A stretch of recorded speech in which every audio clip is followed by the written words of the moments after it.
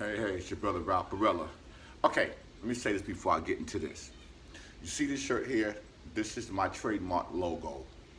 And any of my shirts that I wear, please do not take the logos and put them on any flyers without my permission. They're trademark and I will sue your ass.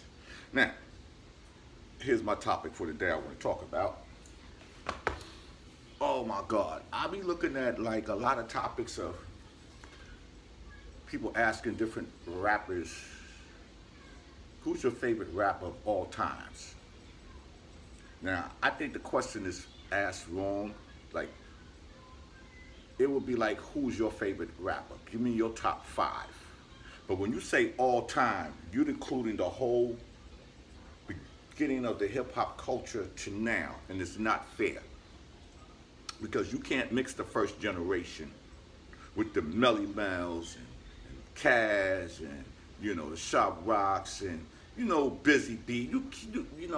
Those who came up in that generation, the Kenny G's and the Sonny G's as Emcees, you can't mix them with the next generation, and you can't mix the Rakim generation with the Mace and generation. You can't mix the Mason generation with the generation after, and you definitely can't mix no generation with the generation today, with the little Dirks, the little babies, the baby, the Bootsies, you can't.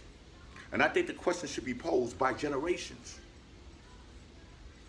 Now, certain people, like Ice Cube or Ice-T, when they ask, they can go back to the Melly Mel's and them. But anything, if you're only 25 years old, you can't answer that question legitimately. Who's your favorite rapper of all times? When you said all time, you're talking about the whole history of hip hop. Like, you just can't take Bill Russell and put him in a conversation with Wilt Chamberlain or Jordan. It's not fair. He has 11 rings, even though there was only 12 teams in the NBA, still have 11 rings.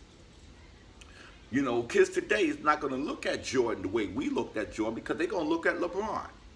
Like, I was having this conversation yesterday. How can you impose?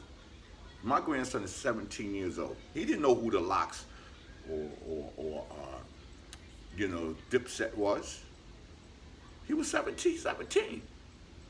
Just 10 years ago, he was just 7. He just learning music over the last 7 years. Because kids get interested in music around 10 or 11. My granddaughter is 11. One of my granddaughters is 11. The year Michael Jackson died 11 years ago, what does she know about Michael Jackson? She would have to learn about Michael Jackson. It's just like, we have our favorite R&B singers, and the generation after us have theirs, and the generation today got theirs. So don't expect them to be saying, the Temptations and the Four Tops and, Earth, Wind, and Fire. Unless they got an old soul, it ain't gonna happen. So when it comes to us, especially when it comes into our black culture, there's 3 things we need to stop doing. Comparing people with each other, and we need to break down the genetics of generations when you're asking that question.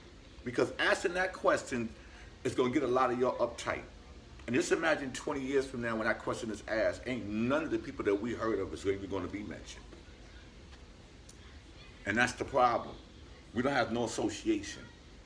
So when we sit up here and you expect the baby or Lil Bootsy or whether you say Rakim or KRS-One or this, it ain't going to happen.